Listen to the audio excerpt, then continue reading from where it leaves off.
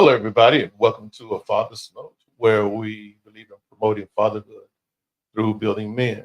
As always, we're so happy that you took the time out of your schedule to spend the evening with us. But before we get into, again, we have another great interview for you tonight.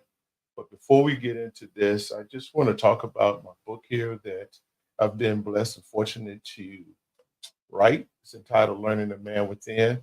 This is a book about the lessons, life lessons, and strategies in which that I've learned, and skills that I've learned from adolescent to adulthood that I believe that would be very beneficial to any man who has a desire to establish more maturity in their life, want to learn about making right decisions when they encounter certain things in life, decisions in life, learning what is important, those things that they should value. Because growing up as men, we can have a tendency to allow ourselves to connect and to attach and to make decisions that really is not beneficial to our life.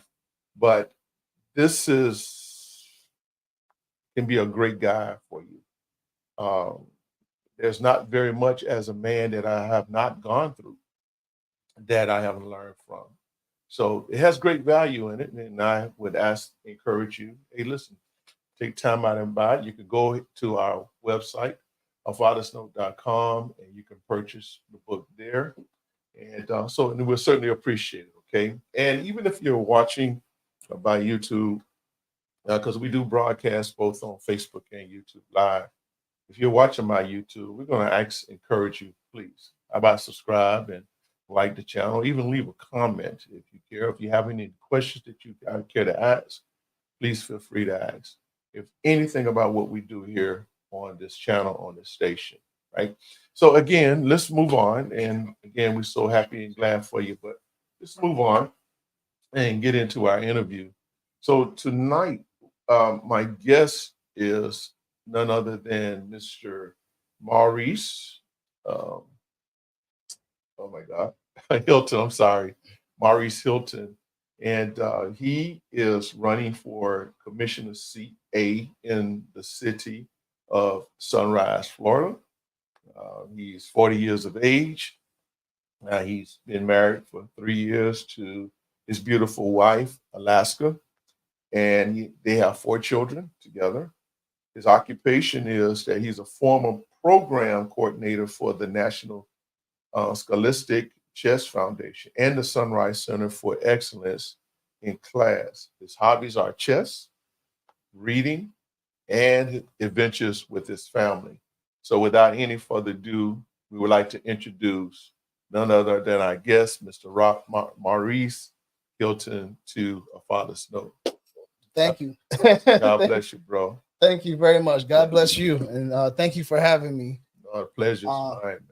And the pleasure is also shared. I've watched the show and I'm glad to be on it. So thank you. I'm glad that you accepted our invitation. Absolutely. So let's get into this. How about tell the audience a little bit about yourself? What is it that you want them to know about who you are? Well, what I really want the audience to know about me is that I'm a man of God. And that's something that, as now a political candidate, it's one of the things that two things. One, either people promote for wrong reasons, or people don't promote at all. And that's key for me because that's the foundation of everything that I do is just being unctioned by the Holy Spirit. So I want people to know that first and foremost, I'm a man of God. And then I'm also a father, I'm a husband, I'm a mentor, I'm a teacher, I'm a lot of different things. I've worn various hats. But I'm just a person that wants to serve God with my whole heart. And I've been humbled and to be able to have the opportunity to do that through a lot of life lessons that I've learned and having the opportunity to teach other people those very same lessons. So that's who I am as a person.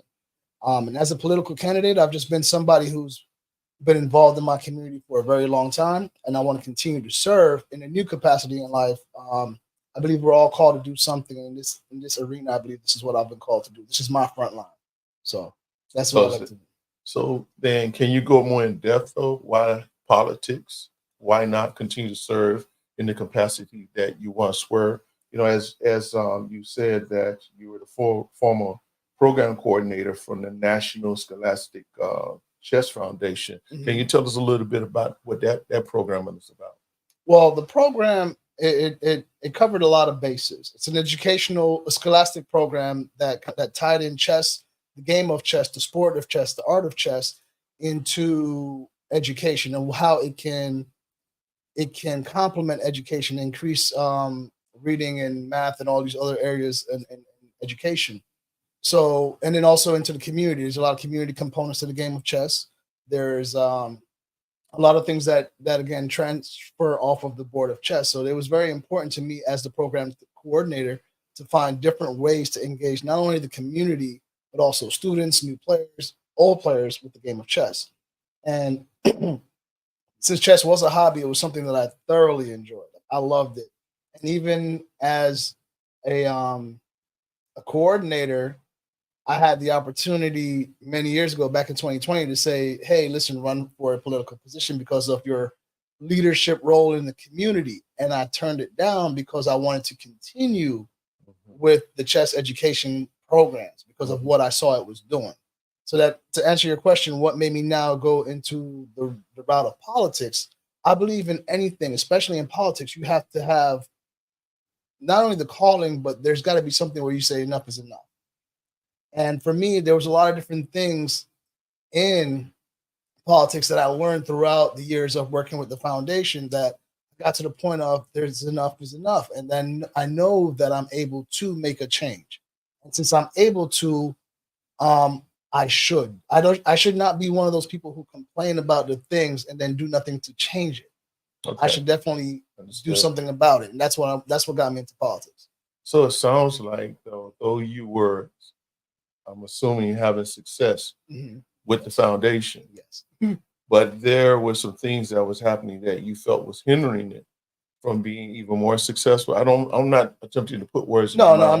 I just want to be able to answer you accurately. Okay. So, but no, continue. What was Yeah, but it's so because of what you was experiencing, you felt that if I moved to another position, that I could be more beneficial and be more efficient in really making this foundation that I have chosen to be a part of, even just that much more successful. Correct. Is that pretty much why you made the decision? That's why I made the decision, because again, I had formed these relationships because I worked for what's called a nonprofit organization, and I also worked in the education space. So there's a lot of relationships that are going to be intertwined into local politics, local government, state government, things like that. So because of those relationships, I had the opportunity to now gain an education about what their roles are as politicians. You know, whether it be city commissioner, which is what I'm running for now, whether it be a state representative, whether it be a state senator, whether it be a United States senator or congressman, like what those roles are and how it truly impacts their community. And once I learned those things, you know, I realized that we're all qualified for those roles. And what's been happening in politics is that we've allowed the quote unquote overqualifications or the overqualified people to be the only ones that run. A lot of people don't know how they can run or that they're even eligible to. The only requirement for a lot of political seats is that you're a citizen and that you're 18. You don't need a college degree. You don't need a background in nothing grandiose, or you don't need to have a Juris Doctorate or anything like that. So once I found that out, I'm like, why are the same people running over and over again? And the ones that are much better capable of understanding or saying these things in the community, that they have so much insight, but they're not running for these seats. Like they sound like they could do a much better job, but they're not running for these seats. So as somebody who was gaining this knowledge and building these relationships, I wanted to be somebody that was no longer going to talk. I wanted to be a person of action. So that's why I got into, the political arena. For me, initially, it was the education space. I'm a father, and I worked in the education space with students and mentoring and things of that nature. So education was very important to me. So my fight at that time was education based. And now it's more community based, making sure that my community is provided with what they need. There are two young men that, can you put that photo up for us, please? Not that one. Go to the other one. The second, yeah. No, the second, third one. Yeah, go to that one. These two young men, I know I've had opportunity at one time to have one of them on the platform, Right. and I have a relationship with both of them because of church affiliation. Right. But they came to the church through you. That's correct. That's correct. So, can you tell us something about your relationship with them? My relationship with the Tanksley twins, that's what I call them, the Tanksley twins, um, is a very, very interesting one. And you would think as the mentor that I have a lot of impact on them and it's a one-way street, but it's a two-way street. And they've had a lot of impact on my life. In order to be an effective mentor, I had to want to show them the right things to do as somebody who was older and had knowledge. But in order to show them the right thing to do, I had to change from the wrong things I was doing and started to do the right things that I'm telling. That way I'm not hypocritical in my teaching. Wow. So I met them when they were 13 years old. They're now almost 22 years old. and they're a very funny duo. And when I met them, they were very, loud and kind of outspoken young men that came into my very quiet chess tournament and just like who's ready to get whooped up on. you know the twins. They got that personality, and I'm like, who are these loud children? Someone tell them to please be quiet. But anyway, they came late to the tournament. They weren't eligible to play, but I was like, listen, you say you got game, stick around. Right. And they stuck around, and in between rounds they were playing with some of the other kids in the tournament. So from there, I was just like, hey, listen, I like you guys a lot. Let me make sure you have my number so you can know how to get to the chess tournaments and not be late, not show up loud and stuff like that. But what happened was they just kept calling me and saying, hey, you the chess guy, Mr. Mo. I played in this tournament today, and this is what and they'll start explaining, and they just kept calling me, just kept every day, every week, every month. I'm getting these calls, and it just formed into a relationship that I was like, listen, young man, instead of just calling me, let's go hang out. Right. So I used to take them places, and I had another young man I was mentoring as well, and they just being around them allowed me to really pursue change because I was a different person back then, but because I realized that they were thirsting for a male perspective. And it's something Amy just said, give them that male perspective, but I wanted to give them one that I knew was right.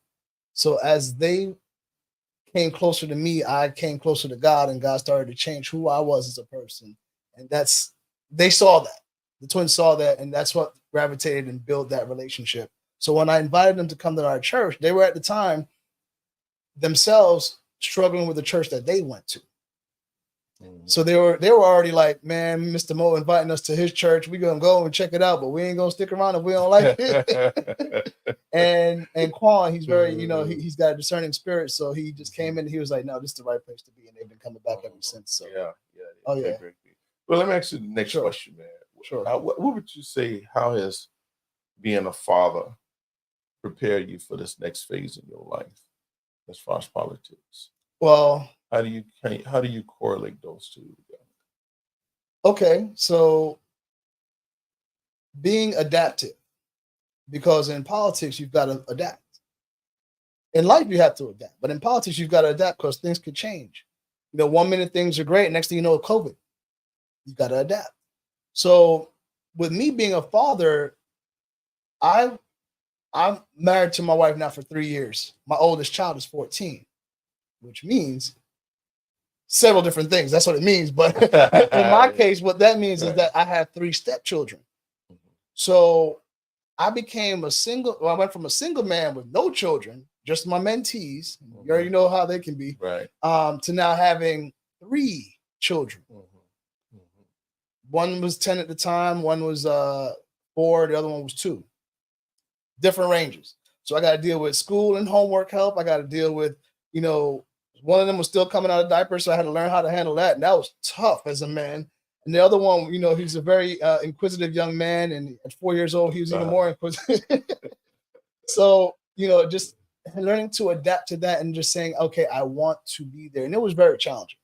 it's one thing to have one child and deal with one child, but I had 3 children at once. Mhm. So I had to learn how to adapt. And one of the things that I do very well in my life is I adapt. It may take me a Right. minute or two, but Right. I'll get it. Right. So learning how to maneuver the relationships has taught me how to be patient, which is something you don't need in politics. It has taught me how to be disciplined, because you have to have a routine, a schedule to be able to manage all these different lives that are now yours. It's taught me how to again be sensitive, not in a way to sensitive, but just to be able to listen to them, because now I'm listening to my 10-year-old daughter tell me all these things, and I can't just be like mentor minded because I'm used to mentoring older men older teenagers.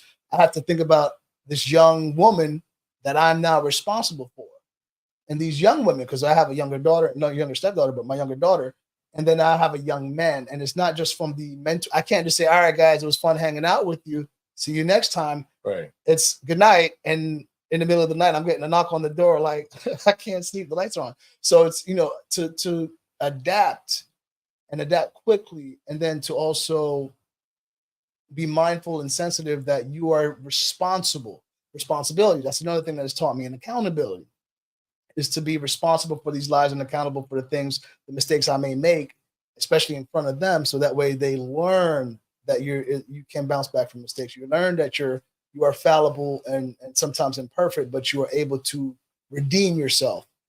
There's things that it just matured me as a person. So I don't know if they correlate in terms of politics and fatherhood, but in terms of leadership skills, that's definitely one of the things that I learned as a father that can translate to politics. Well, from what you said, it Mhm. sounds like that one of your, I guess if I was to wrap it up Okay. into to one perspective, Mhm. in politics, your objective, if once you win the seat, Mhm. your objective is going to be is create relationship. Oh, absolutely.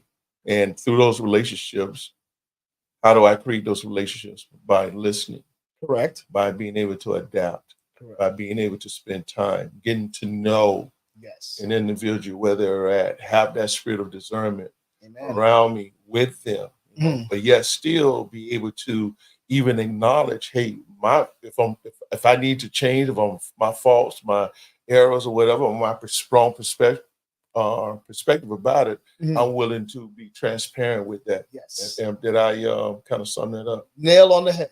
You should be my speechwriter, but but nail on the head. Those are things that fatherhood will teach you, and just manhood will teach you, and leadership needs. Right. So yeah, definitely. Well, on your flyer, Mhm. there were 3 subject matters that you say that you want to advocate for. Right. One was public safety, Yes. youth development, and economic empowerment. Right. Um, why did you choose public safety? Well, public safety is kind of my first pillar, and the initiative that this kind of propelled me into running for this particular seat.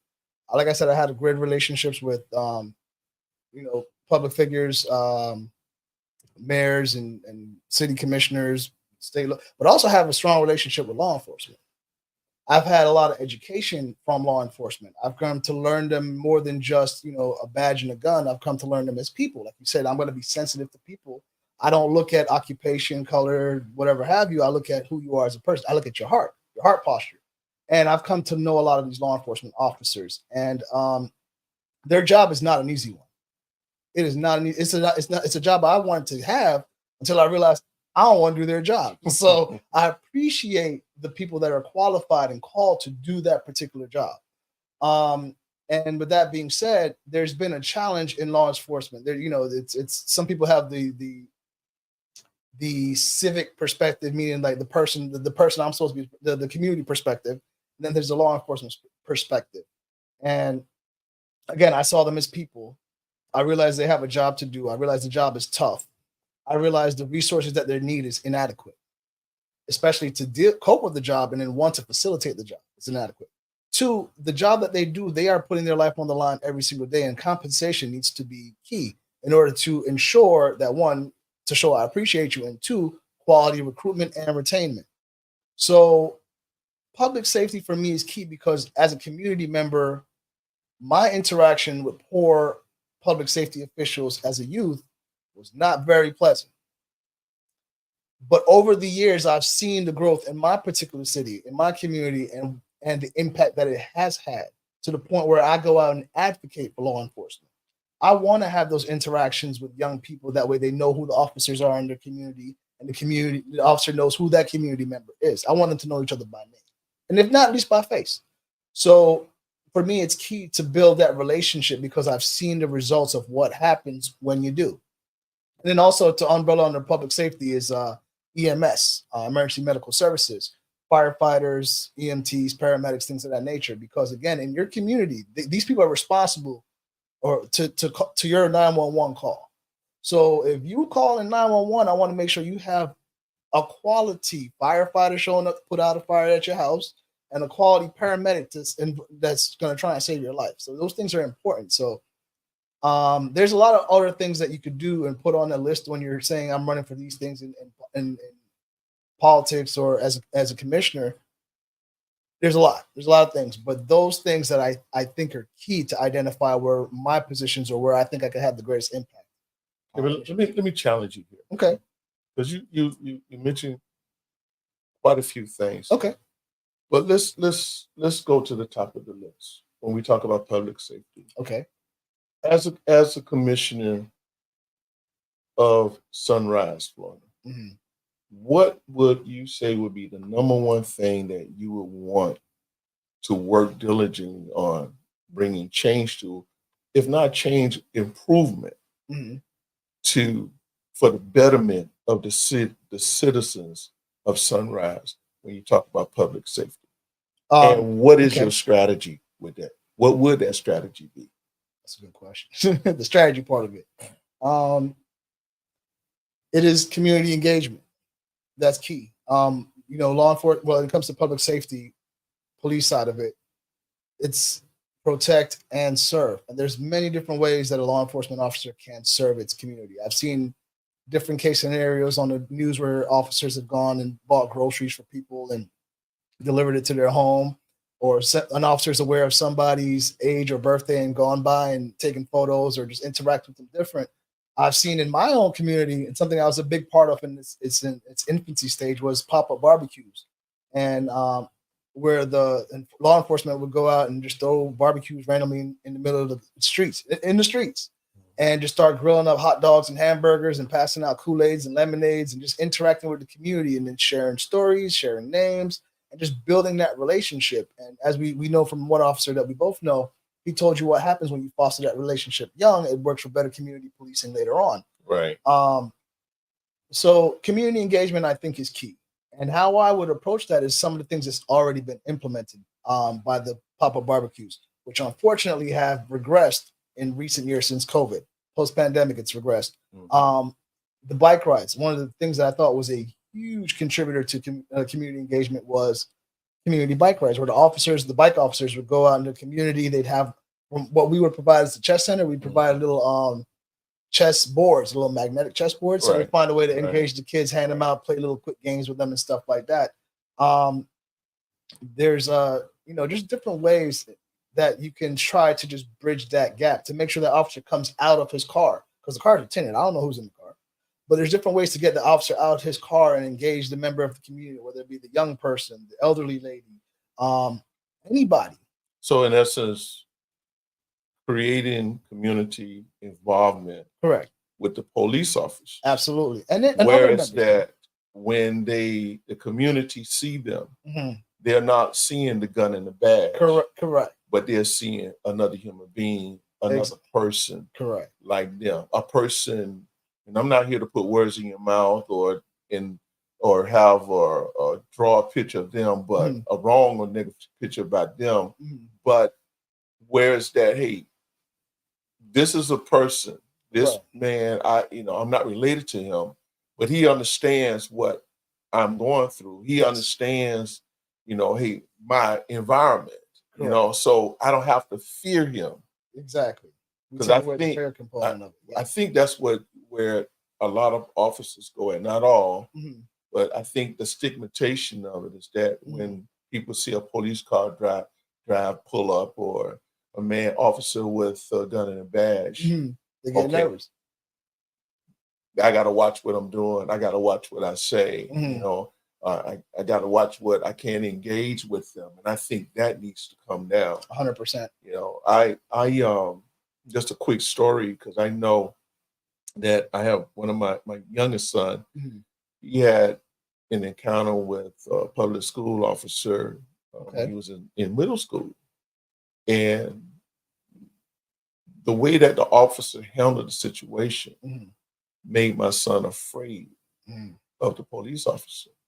So of course, you know, I did my homework, and because of my relationship with the principal and my activity, my presence at the school, I was able to get the principal, the officer, and my son to sit down. And I explained to the officer, listen, I know you have a job to do, but I do not want my son to grow up fearing you. You know, so we were able to mend that relationship with them, because again, if I just didn't want my son growing up. You're talking about a 12, 13-year-old growing up with that kind of trauma. With that kind of trauma in his mind. And I didn't want that.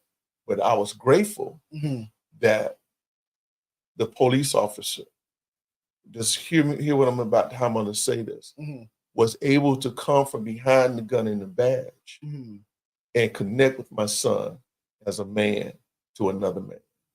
And I was grateful for that. You know, so well, and thankfully that he did. Yeah, I'm gonna piggyback that, and I'm a with a real quick story, because you just mentioned your son, and thankfully that officer did come out and like you said, came up from behind the badge and the gun and made himself human in front of your son. Because at that very first barbecue I went to, I mentioned the pop-up barbecue. There was a young boy there. He was no more than 4 years old. And when he saw, his mom wanted to bring him over so she could get the food. The food invite you over. But then as he was going over, he saw the badges and the guns, and this kid was wailing. He was wailing. Mommy, no, they're gonna shoot me. And the officer's heart dropped, because that's not what they want to convey to the community. It's like fear. So the officer, you know, he went over with a hot dog and the Kool-Aid, lemonade Kool-Aid. I don't know what was in the cup. Something was in the cup. Juice. And he went over to the young man. He was like, no, it's okay. You know, I'm a nice guy. You're a nice guy. We're friends. You know, he talked to the young man, and they gave him this little sticky police badge. That's another tool that they used to kind of connect with the community, and put it on there. He's like, look, now we're the same. He's like, you and I, you're my little deputy, you know? And that young man, I've seen him at several barbecues afterwards, engaging with different officers. So yeah, you're right. There's a trauma there. I'm not going to stand on that trauma topic right now, because we can go a long distance with that. But the key thing was the officer had the opportunity, just like your son did, to address the trauma and create a new perspective and relationship out of that. So as a commissioner of CA, correct, in Sunrise, that is one of your ultimate goals. That is to establish that relationship. Yes. Build the relationships between the community and the police officers. That is one of my pillars. Okay. Because of how it impacted me, how it changed. You have a good relationship with the police department? Absolutely. In Sunrise, yes. Okay. For sure, in Sunrise. Right. Throughout Broward County, yes. I'm still working on other places, but in Sunrise, I have a phenomenal relationship. And it's because I know them, they know me, and that's key. And I want to make sure every member in my community can say the same thing I just said. That's good. That's good. Okay. Next, you say you want to talk about advocate for youth development. Can you expound on that a little bit? Well, yeah. So again, the things that I want to focus on in my campaign are things that, again, changed my life. And youth development programs, i.e. the one I work for, Chess Education in Sunrise, the Sunrise Center for Excellence with Chess, I have seen how it's impacted lives as far as saving it. I've seen it impact lives as far as their grades and their academics. I've seen it impact lives as far as relationships and even opportunities that came out of the relationships and to play chess or whatever have you. There's just so much that I've seen come out of it that it's like, what can other communities do to provide more opportunities for the youth? Are the twins a product of that? Yes, they're part of the initial group that came out of it. The year we started it was the year I met the twins. A few months later, and Wow. and the first mentor I had from the program, it wasn't planned. It was one of those things that just God orchestrated. But he was with me all the time, so that's why the young man I wanted the twins to play was my first mentee. Okay. When they first came in, I was like, oh, who here want to get whooped up on? So, so they were a part of that. So this young man's life was literally saved because of the chess program. Wow. The twins also academically improved. They like the oldest twin by 8 minutes is now going to University of Florida. He had many other options, and I'm so proud to be a part of whatever helps him to develop into a man that had so many options for college. So you want to use that program, that and many others, yes, and others, right, as far as to change the lives, impact the lives of our young people in the city of Sunrise. Absolutely, because I've seen it for over 10 years now in that community. The young people that I worked with that were young, like 8, 9, 10 years old, are now adults. And it's incredible to see their lives change, or the trajectory of where their life was going shift, and to see where they are now. I had a young man that I met in just in the neighborhood playing basketball, even before chess, actually, that he's now doing all kinds of like trading, day trading, and with great success. And he attributes it to actually getting on a chessboard and kind of recognizing patterns. And now he has great success in day trading, and he goes out and communicate in the community, and he now mentors kids in finances and things like that. So it's interesting, man. Oh yeah. It's interesting. It's interesting. Oh yeah. Now I'm going to interject this question because I have to ask this question, man. Okay. This if I don't ask this question, then we're not on Father's Note. Okay. Right? Okay. What was your relationship like with your father? Okay. You're right. Without that answer, you wouldn't be on the Father's Note. Transparency. So my relationship with my father is that I'm gonna navigate this because I don't. My dad was there, meaning he was physically in the home. He made sure we had a roof over our head. He's a provider, protector. I felt safe in my home. But as far as relationship, my dad's not much of a talker. We didn't talk much. A lot of things that I'm into, my dad's not into. We didn't interact much. A lot of things that he's into, I wasn't into. He also never called me into it to show me, to teach me. You get what I'm saying? Like, so he was there. Now, I have a better relationship with my dad now as a man versus when I was a child, because I guess as a man we can have man conversation, and he can try to teach me those things. There's certain things he'll drop nuggets. My dad's a nugget. He drops nuggets. Sounds familiar. Yeah. Okay. I like to hear your side of it, but he drops nuggets. He drops gems, and then he just keeps on going. So you take the gem that you got and you work it. Right. And I've made a lot of mistakes with some of those gems, and I've also redeemed myself from those mistakes with some of those gems. Right. And then some of those gems, I'm like, no, I don't want nothing to do with that gem. So, but he was there, and that was key for me because not a lot of people can say that. Right. I see my dad be all these wise things and all these other things that I'm able to now address as a man and ask questions and have conversations with him. Him and I, we sit down, we watch a lot of movies together. We watch the news. We talk politics. Mm-hmm. He's got an different perspective than me. So, and we talk it in love too. So it's a good conversation. And I'm happy for that because now at least he gets an opportunity, at least for my kids, to be grandfather. He's different as grandfather than he was as father. He's more interactive as grandfather. Right. I look at him sometimes, I'm like, who are you, man? Who are you, man? Like, why my son get all this stuff I ain't never get? But I'm happy because he's there. And it's like as you learn and you grow and you do better. And for me, I learned a lot, and I'm going to impart a lot more to my kids. But I'm thankful that my dad was there, and I'm thankful he gets this new opportunity to experience grandfathering and fatherhood with me. through me. So You have other siblings? I have two. Okay. I have two siblings. Older? I have an older sibling, and I have a I have a sibling whose his birthday's my birthday was on Monday. His birthday will be I think Wednesday. So yeah, and same age. Okay, I understand. I understand. So yeah, so I have two siblings. You know, to what you were saying, to speak to what you were saying, kind of reminded me of myself. Okay. So just to give clarity or more insight or highlight what it was, you have fathers in the home, they're there. You know, they do all the things that we expect them to do.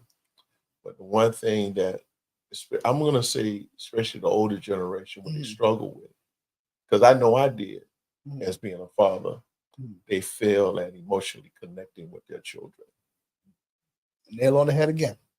Nail on the head again. And that's all it is. They just don't know how to emotionally connect. And I think that if they're afraid that if they do that, there's a particular stigmatization about them. You know, that maybe they're weak, they soft, you know, whatever, you know, but none of that matters. Right. A child don't even see that, you know. Correct. But they want that conversation. They want to know that you're listening to them. Correct. You know, they want to know. Look, man, look, and I'm not ashamed to say this or afraid. You know, my sons have seen tears in my eyes because I want them to know, hey, because you know, that's. I'm let me say that for another show because I'm getting ready to get wrapped up here. But let's move on to the next. But thank you for sharing that, though. You know, the last thing is you said you want to advocate for was economic empowerment. How do you plan to do that for the city of Sunrise? That's going to be a task and a half because, again, I have to do a lot more education of myself to learn what the dynamics are of the city, the county, the state, the region, and all those things, and kind of balance that, and then learn more about the economics of as I'm learning. I'm not saying like I'm going to study as I get there, but as I'm learning as a community member that attends regular commission meetings and things like that, I'm learning how it impacts our day-to-day, our everyday, and our tax dollars. So learning how to manage that and balance that with inviting businesses and using the relationships I have to be able to bring businesses to the community, zone them in the right locations, to kind of be mindful of what is residential and to not like disturb that particular ecosystem. It's a delicate balance, and that's one of the things a lot of people don't necessarily understand. People just want, hey, we should bring this thing here, we should bring this thing here, and don't necessarily understand the economic impact it can have on not only the community but your taxes, and that's key. So to answer your question effectively, I definitely want to do more research on as far as a strategy, because Sunrise is unique because it's centrally located in Broward County. It's got access to highways. It's got access to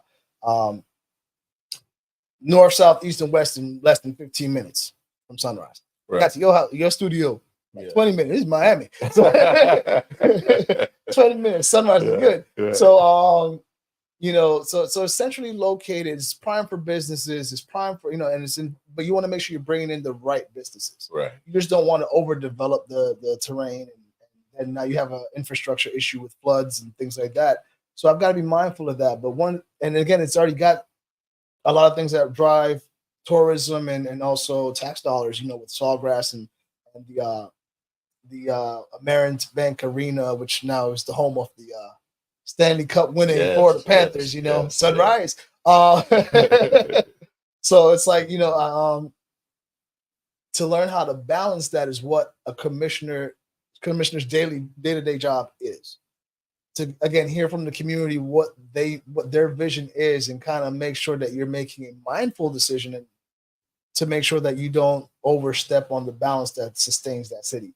And Sunrise is a pretty awesome place to live. Like it's I can't imagine or I can't tell you any place else. And I travel a lot. I don't know many places that has a very balanced ecosystem with the EMS, with their public safety, with their tourism attractions and things of that nature, without overwhelming a community the way Sunrise does. So it's to kind of realize what's necessary. How can I help in lowering the cost to the homeowners in the community without, again, tearing up the streets and just putting buildings there that will be unhoused in a few months because of lack of business. Are you for development? As far as what? As far as facilities, buildings.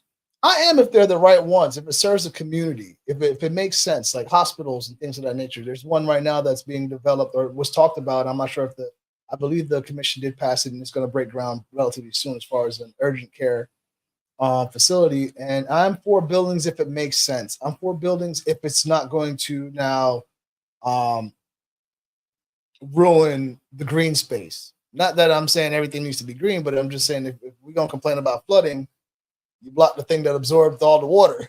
So, Right. I want to be mindful of those things. So if it makes sense, if it doesn't, if it, then this is why it's a delicate balance being the commissioner. You've got to make a decision that years from now, members don't look at you and be like, that was a bad choice. So, so you got to be careful. Let me ask you this though, in your campaigning, what are you hearing from the citizens of Sunrise? A lot of what I just spoke about. A lot of people that are like, why aren't we doing this with this particular building? What is going on with the flooding? Why is the crack on this particular boulevard not fixed yet? Why is this light here? It doesn't need to be here, slowing down traffic. Why do we have a lane for bicycles so wide, and we have all these people? You hear all those infrastructure. things. Infrastructure. A lot of things with infrastructure, but a lot of those things, though, infrastructure-wise, has driven up home values. So it's like you're hearing it, but you have to explain it to people. Okay. And that's the thing about this is why it's important to be an effective communicator. So that way you can at least address their question. They're going to ask you questions. And I think what it is as a commissioner is you have to answer. A lot of people get in a position and hide from answering questions. Or just don't. Even if it's tough, just answer the question. Even if they don't like the answer the question. Right. And that's the key thing for me. Because again, some wisdom from our previous commissioner. He's like, listen, 50% of the people gonna like you, 50% of the people are not. Right. But you got to make sure that you make a decision that you think is going to impact the community the way that you believe the majority of those people would agree with you. But let me ask you this stuff. It's maybe not pertaining to you, but just get your insight on this. Okay. Is it possible that you have some commissioners, they make decisions, they vote in decisions for the moment and not long term, even once they're out of seat, not having it taken into consideration? Yeah, if I vote on this, what impact is this going to have even when I'm no longer here? Right. You follow my question? 100%. Yeah. So what do you say to that, though? Because I think sometimes that happens, man. It does more often than not. And you can see that in cities where you go to the city and it's like the streets are not well maintained, trash everywhere, buildings are abandoned or run down or graffitied on, and just, poor infrastructure design where you look at something and be like, this don't make no sense. The job is to try and make the best decision for 20 years down the line. But then things change 20 years down the line. Right. So it's like, okay, as a chess player now, I'm using the chess reference. If you learn that 20 years down the line things change, you got to kind of think further than 20 years. Right. And that's what I'm hoping to bring now is like, how do I go beyond 20? Because I don't want to do something now that all of a sudden people are great. And then years down the line, it's creating traffic on I-95 to the point where it don't make sense to take the highway. And that's what we have now in South Florida. There's a lot of things that were made decision-wise that are now unfortunately coming back to bite us. Mm-hmm. Like when I drive into West Palm Beach and I realize that most of my traffic is just people trying to get off the exit. Mm-hmm. It's not even a traffic jam. I'm just trying to get off the exit. And that's poor infrastructure. That's poor roadways. That's poor, planning for the influx of people that were going to move here, because you track these things through what do you call it, the census and whatnot. How people move and when they're going to move and at what rate they're going to move, so you make plans accordingly. So for people to have planned for this but didn't plan for the traffic jams, the school zones, the school buildings, and all these other things, it's unfortunate. So, and again, it's I guess it's kind of hindsight because you really don't know sometimes. Yeah, it's really hard. It's a challenge, but that's why as a commissioner you try to make the best decision. So you want to vote somebody else, somebody that's in there that's going to make a good decision or be slow to make a good decision, not rush because of relationships or business opportunities or whatever the case is, or to capitalize on the opportunity for themselves. There's a lot of that too. So it's very important that we learn who we're voting into these seats versus the presidential seat. Don't get me wrong, president's important too. Local impacts your day to day. Right. So yeah. Let me ask you this, and then we're gonna move. Then we're gonna kind of get ready to prepare to end this conversation. Okay. Is there anything that you won't compromise on as a commissioner? Anything that goes against my core belief structures, I won't compromise on. And you really have to be specific, because I won't compromise. You'd have to know. This is why it's important to know who you're voting in. Because if you know me, you know who I am, you know things I want to stand on. I won't compromise on those things that won't have me look my family in the eyes and say I did what you know is right to do. I did an endorsement interview about 2-3 weeks back, and one of the questions they asked me was if I would ban plastic single-use utensils like plastic bottles, straws, napkins, things like that. Not napkins, but straws, like paper straws versus plastic, stuff like that. And I was like, listen, this word ban can be very dangerous. I can educate, I could put things into place to limit, I could encourage, I could support certain things as far as what I can control in your home. I can't control what everyone buys and gives to their children, or takes to work for lunch thing. Like I can't say, hey, listen, buy the metal containers and take that to work. Maybe you stop at the corner store and pick up a bottle of water, and now you have a bottle that you're in violation of. As far as they wanted to see if I would use for employees, I can't do that to constituents, but as far as employees, and I was like, no, I can't say I can stand on a ban on that. And it was an organization. I'm not going to say the name, but it was an organization that wanted to hear the word ban. I'm pretty sure if I said yes, I would have gotten the endorsement. I'm 99% sure. I don't want to go out there and project it. I'm 99% sure I'd have a better chance of getting the endorsement had I said yes. Because when I said no, it was, all right, so we're going to go ahead and wrap this interview. Understood. So I think it has to be specific. And again, when it comes to city commission, there's very little that comes into my wheelhouse where it's going to be controversial in terms of, hey, is there anything that you won't compromise on? But if it's specific things that I believe in a city is going to, if my vote is going to support something that me as a human being and the character, the integrity I have is going to be in compromise, I wouldn't vote. So in essence, you're going to make sure that integrity stays intact. Absolutely. No matter what. Because you don't want anything, you make a decision or connect with people who can taint your beliefs and what you stand for. Correct. So because that affects your political career, you don't know. Because you compromise now, they're gonna be like, he's a compromiser. Right. So as we get ready to close, man, I really appreciate anything else you want to share or say you want the audience to know. City of Sunrise. Glad you're watching. Well, I'm a proud resident of the city of Sunrise, and I'm a product of Sunrise as far as like I grew up there since 1995. 29-year resident. Did all my minor league, my little league baseball in the city of Sunrise. And it's wonderful to have grown up and then be able. I thank God that He gave me the opportunity to do it. And then to now have the opportunity to be in a leadership role. It is an awesome privilege and an awesome responsibility. One that I don't take lightly.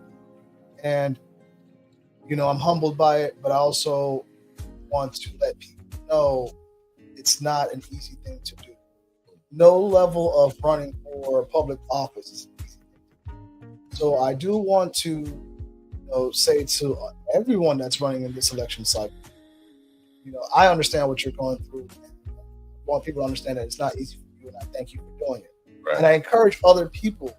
This cycle, not this cycle. It's closed now. If you ain't qualified now, you ain't on the ballot. But I encourage people in the future to really look at themselves and see what can they bring to their community. Right. and hopefully take on the challenge of running for public office.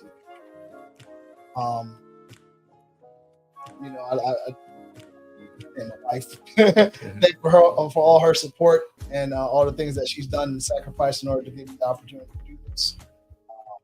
Is there any level of fear with you in this? There's the fear challenge. To be honest with you, in everything that I overcome, there was a level of fear to overcome it. Okay. It's not easy to do. You have to divulge a lot of things to the public as far as your finances. You have this form 6. They know everything about you. Right.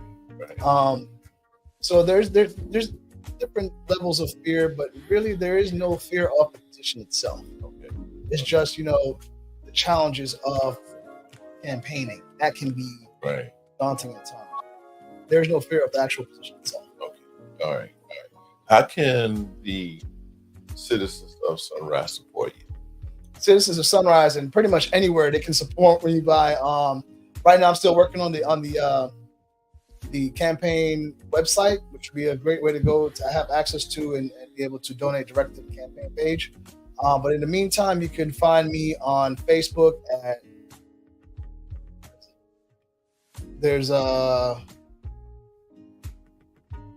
my Instagram is Mo4Sunrise Florida _commissioner. There we go. And then on Facebook it is facebook.com/O4Sunrise. They can go there, and as I grow my campaign, you'll start to learn and see more about me. And then if you want, you can also have access to my Cash App, which this election cycle is something new. Beforehand, they'd use platforms where your donations would be a fee would be applied, so your full donation wouldn't have been going to the actual candidate. Right. But they allow Cash App and Venmo and what's the other one, Zelle, and those money exchange platforms. So you can always use my Cash App if you want to go ahead and send a donation to the campaign. If you shared with your friends and family who live in Sunrise, hey, listen, I know this young man, his name's Mo, vote for Mo, that'll be great. Yeah. Just to kind of share it on social media, because it's a huge game changer in terms of politics. So social media shares are greatly appreciated. Right. Well, Mr. Mo, I wish you much success. Thank you so much. Thank you for being a part of Father's Note, and I'm sure looking forward to having you back. Oh yes. And I pray and hope that when we do meet again, that I will be referred to you as commissioner. Amen. Prophesy. Prophesy, and I expect that too, to come back and share my win, my victory with everybody. So yes, absolutely. Hey, everybody, thank you so much again for your time watching tonight. And if you can, you're part of Sunrise Florida. Go and support my dear brother. He's a good man. We do fellowship, same ministry together.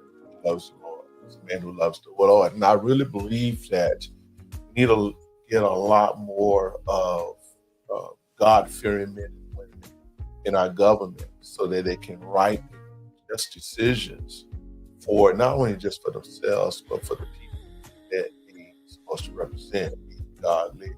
That's our prayer. That's what we believe for, and what can happen.